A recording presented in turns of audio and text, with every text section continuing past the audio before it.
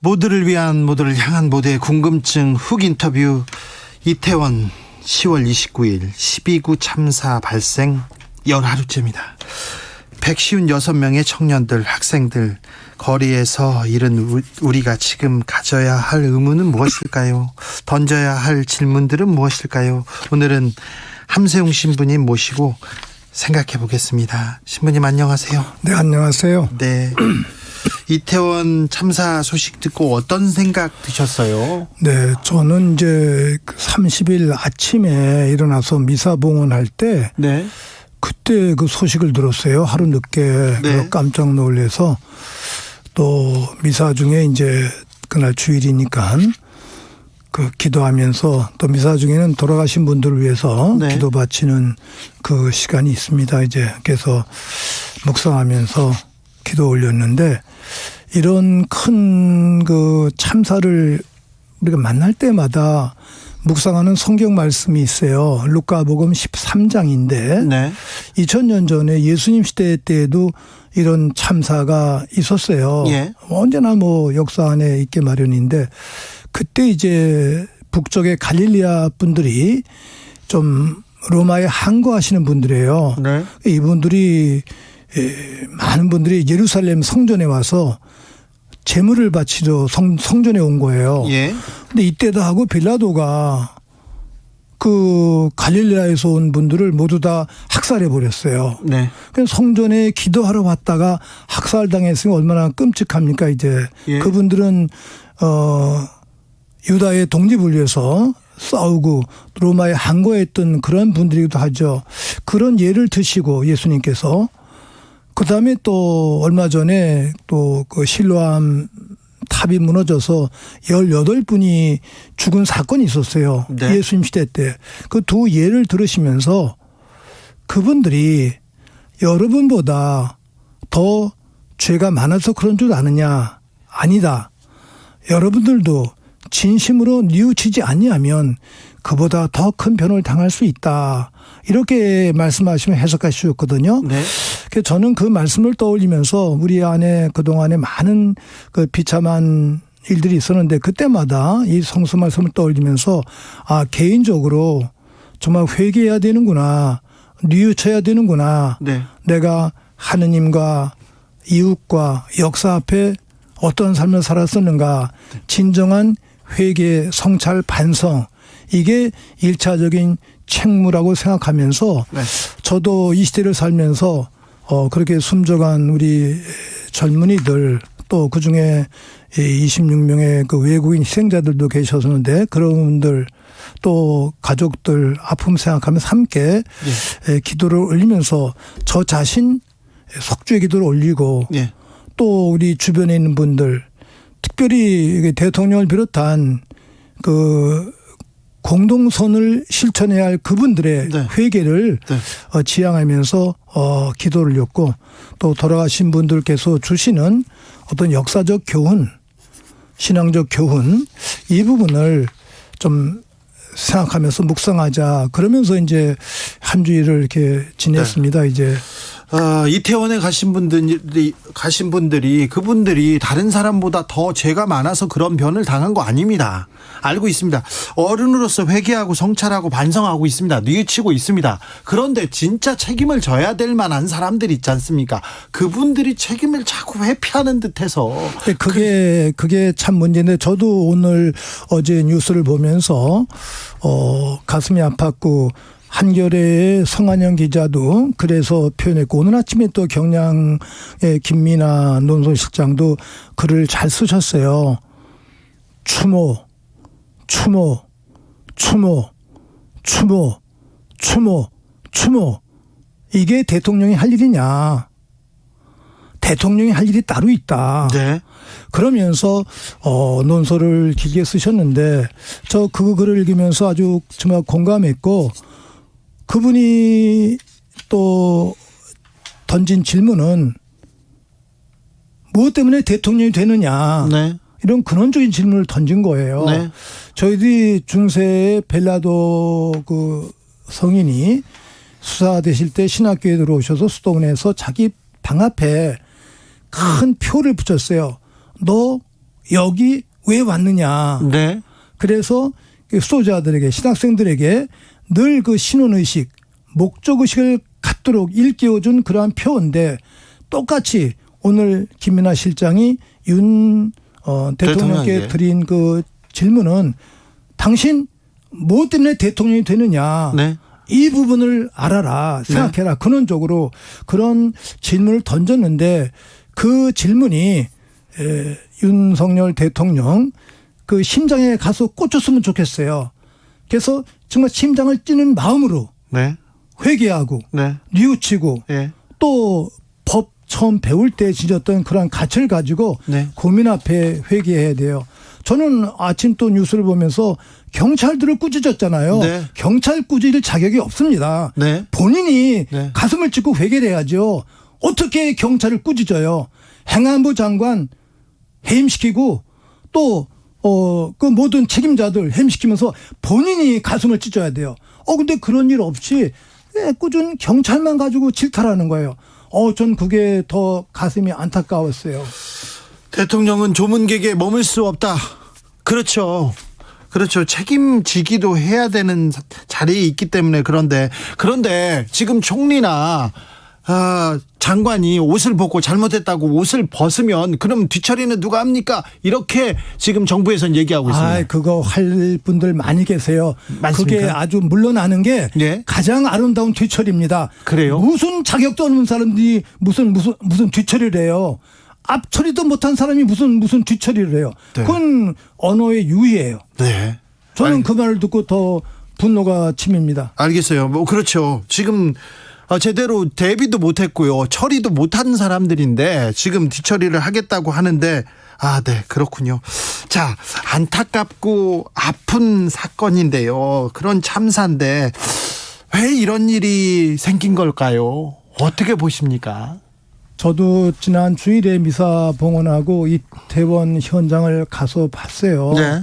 앞에서 보고 또 차려놓은 그 자리에서 이제 향도 피우고 기도도 올리고 또 옆길 가서도 보고 그랬는데 모든 외국 신문이 그렇게 보도를 했습니다만 있을 수 없는 사건. 네. 또 있어서 물론 안 될 사건인데 이거는 상식적으로 도저히 납득이 안 된다는 거예요. 예. 그러면서 또 주변에 이제 우리 문인들 며칠 전에 만나 뵀더니 우리 그동안에 IT 강국이다.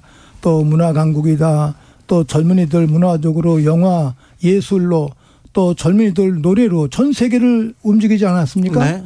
근데 그렇게 쌓아놓았던 문화적 그 치적을 하루아침에 다 무너뜨렸다는 거예요. 네. 이 기초가 없기 때문에 이런 부분 우리가 공적을 세우기는 쉬운데 그걸 무너뜨리기는 너무 쉽다는 식으로 이 정부가 들어서서 그동안에 쌓아 올렸던 젊은이들 예술인들 이분들의 모든 노력을 전부 다 아주 무산시켜 버렸어요. 이 부분이 더 가슴이 아프다는 거죠. 이제 후진국으로 바로 떨어졌다. 이 대목에 네. 대한 지적 이게 가슴이 아픕니다. 이제. 그리고 이 참사가 있었을 때 정부에서 애도 기간을 딱 정해놓고 애도하되 추모는 하되 추궁하지 말라 이렇게 얘기했는데 이런 추모는 하되 왜 생겼는지 왜 이런 일이 있는지 물으면 안 됩니까?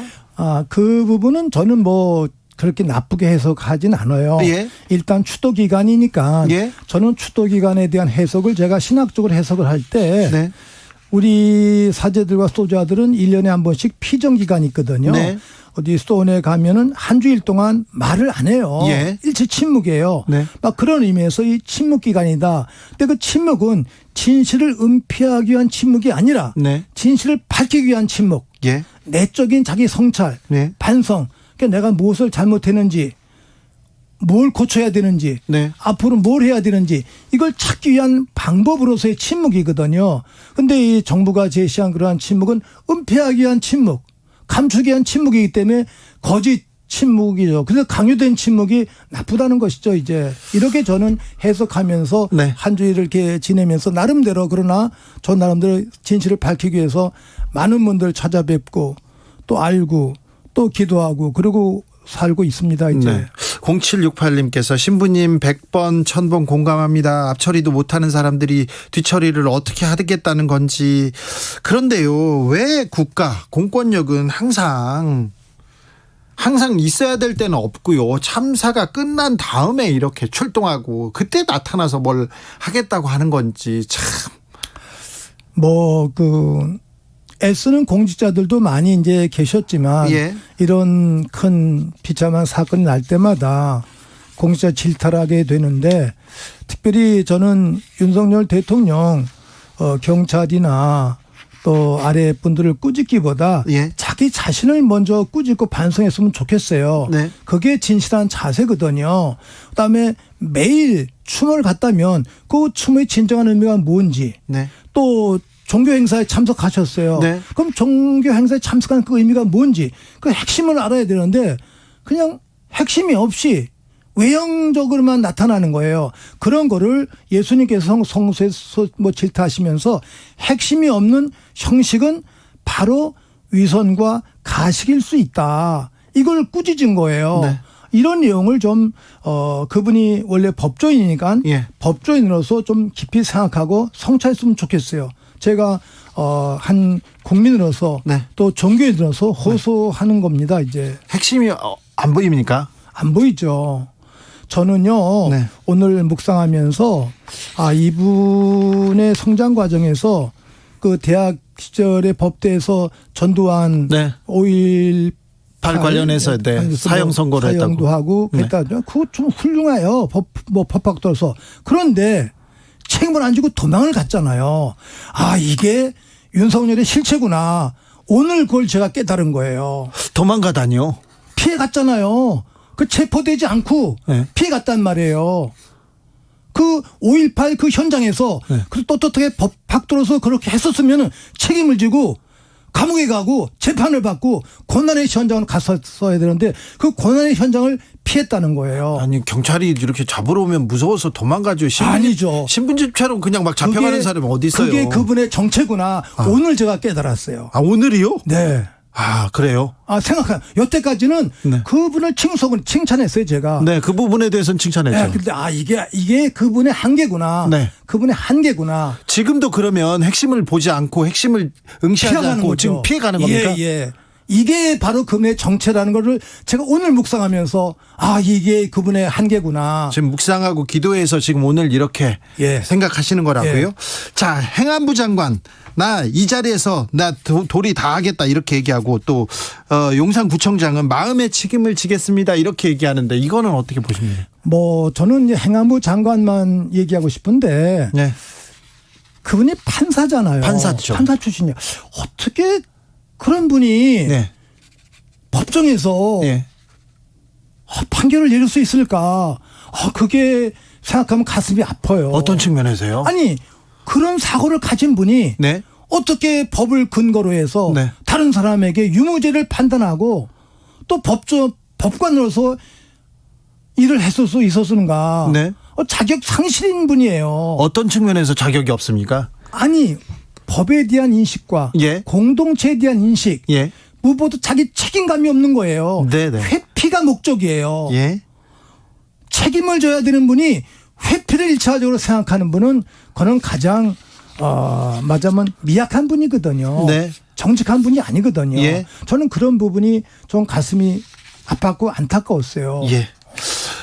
지금처럼요 님께서, 주 기자님 사랑하는 함세웅 신부님 어려운 걸음 해주셔서 고맙습니다. 12구 참사로 떠난 이들을 위해서 자주 기도드리고 있습니다. 신부님, 남겨진 가족, 친구들을 위해서 기도해 주세요. 아직도 눈물이 납니다. 이렇게 얘기하는데요.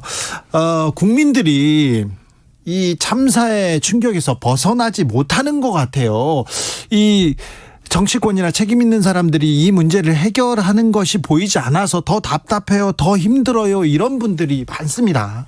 어떻게 해야 됩니까? 개인적인 차원에서는 네. 저희들이 이제 저는 그리스도인으로서 십자가 예수님에 대한 묵상을 깊이 해야 된다라고 권해드리고 싶은 것이죠. 네. 이 세상에서 정말 억울하고 비참한 일이 너무너무 많은데 가장 큰 비참한 일을 당하신 당사자가 예수님이시거든요. 네. 전능하신 분 하느님의 아들이신데 억울하게 죄 없이 재판받고 사형을 당하셨어요. 예.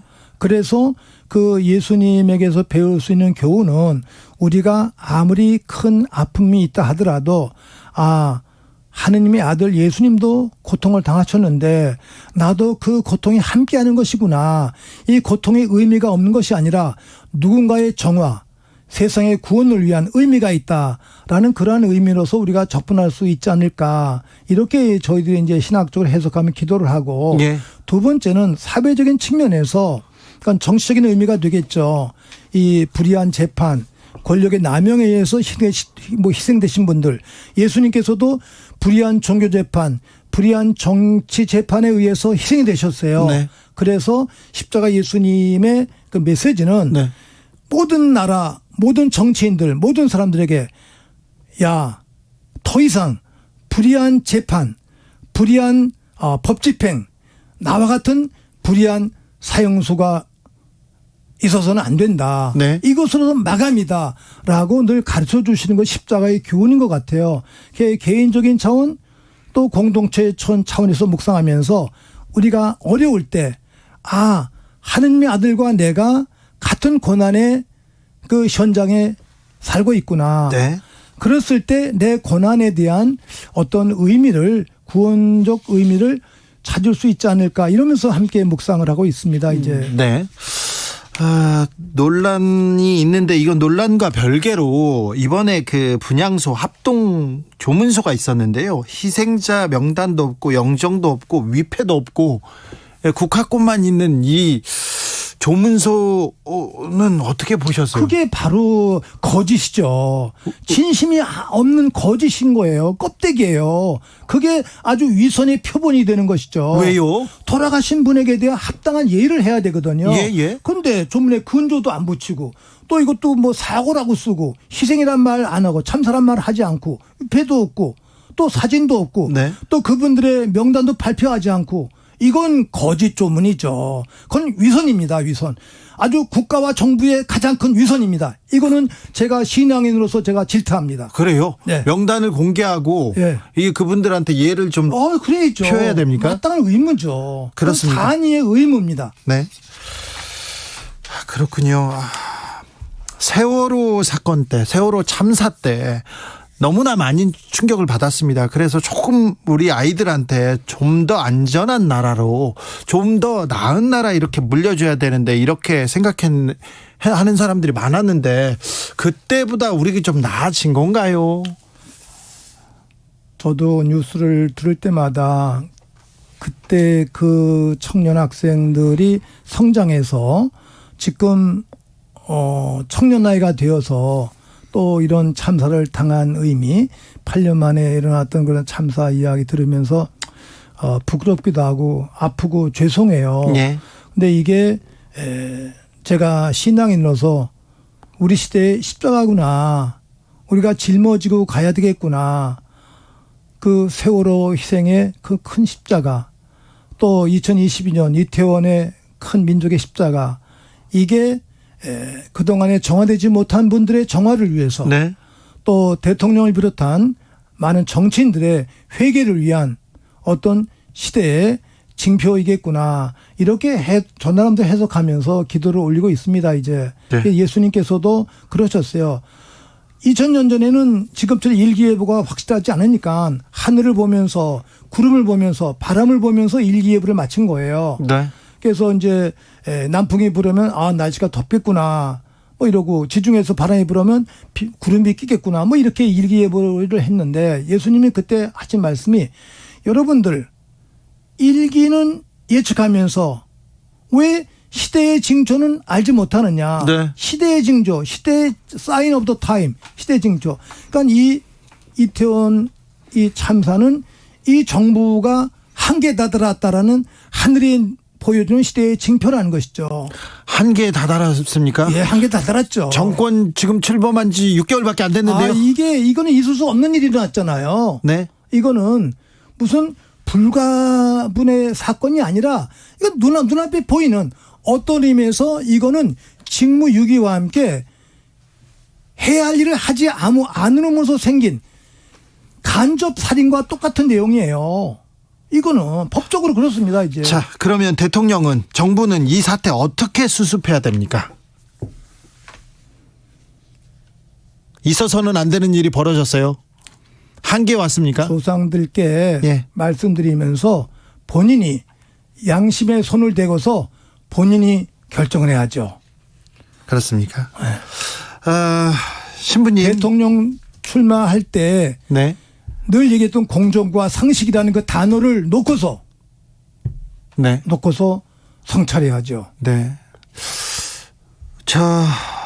별이, 참사 희생자들은 별이 되었겠죠. 좋은데 잘 갔겠죠. 이게 네. 절대 의미가 없다거나 그냥 그렇지 않겠죠. 네, 저희들은 이제 돌아가신 지금 11월이 네. 돌아가신 분들을 위해서 기도 바치는 달이에요. 네. 그래서 돌아가신 모든 분들의 영원한 안식을 위해서 기도하고, 혹시 부족한 분은 조금 이제 돌아가셔서 시련을 겪으실 수도 있지만 살아있는 사람, 돌아가신 분들이 영적으로 하나가 네. 된다. 그래서 모든 성인의 공로가 통한다는 그러한 신앙 고백이 있습니다. 이제. 예. 그러한 그분들의 구원과 영복을 확신하면서 기도 올립니다. 의미가 없는 그런 죽음은 아니겠죠. 네, 물론이죠. 그렇죠. 네, 다 별이, 윤미숙님께서도 희생자들 별이 되어서 지켜보길 바랍니다. 진상규명도 잘 되고 사태도 잘 해결되리라고 기도하고 믿습니다. 이렇게 얘기합니다. K837님께서 핵심이 없는 형식, 핵심이 없는 사과는 이선과 가식이다. 신부님 이 말씀 가슴에 와닿습니다. 이렇게 얘기합니다. 그런데 이 참사의 충격 때문에 고통스러워요. 그래서 너무 힘들어요. 그런 분들이 많습니다. 일상으로 회복하기 위해서 우리는 무엇을 해야 될까요?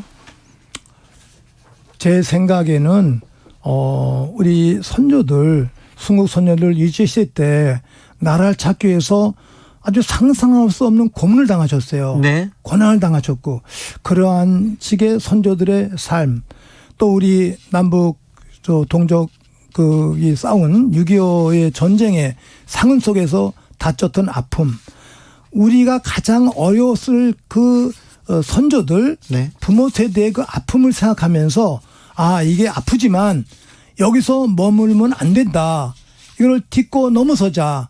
그래서 이 부분을 승화시킬 수 있는 어떤 내적인 힘이랄까, 이걸 찾아야 될 것 같아요. 네. 그래서 늘 일상생활에서 얘기하고 있는 어떤 전화위복의 단어를 예. 실생활 속에서 반복하면서 우리가 아름다운 미래, 아름다운 또 복된 공동체를 지향하면서 목적을 둬야 되지 않을까. 머물러 있으면 안 되니까 네. 다시 힘을 내서 앞으로 가야죠. 그 희생을 생각하면 여기서 머물면 안 되고 다시 뛰어야 되는데, 다시 조금 힘을 차려야 되는데, 그런데 힘이 안 납니다. 어떻게 해야 됩니까, 그러면? 그건 각자 자리에서 가장 좋은 건 이제 눈 감고 복식 호흡하는 거, 네. 내적인 다짐. 네. 저희들의 경우에는 이제 물론 기도가 되겠습니다만, 네. 신앙이 다르신 분들의 경우에는 역시 자기 체면, 네. 자기 다짐, 내적인 결심, 내공을 다지는 네. 이러한 자세가 자기 자신의 건강을 위해서도 네. 또 공동체 건강을 위해서도 가장 아름다운 방법이라고 생각을 합니다. 네, 이 참사의 희생이 헛되지 않겠죠. 네. 7060님께서 신부님이 이 나라의 어르신입니다. 전국을 찌르는 말씀 정부가 알아들었으면 합니다. 잘 알아들었을 거예요. 네, 신부님 감사합니다. 네, 고맙습니다. 지금까지 함세웅 신부 말씀이었습니다.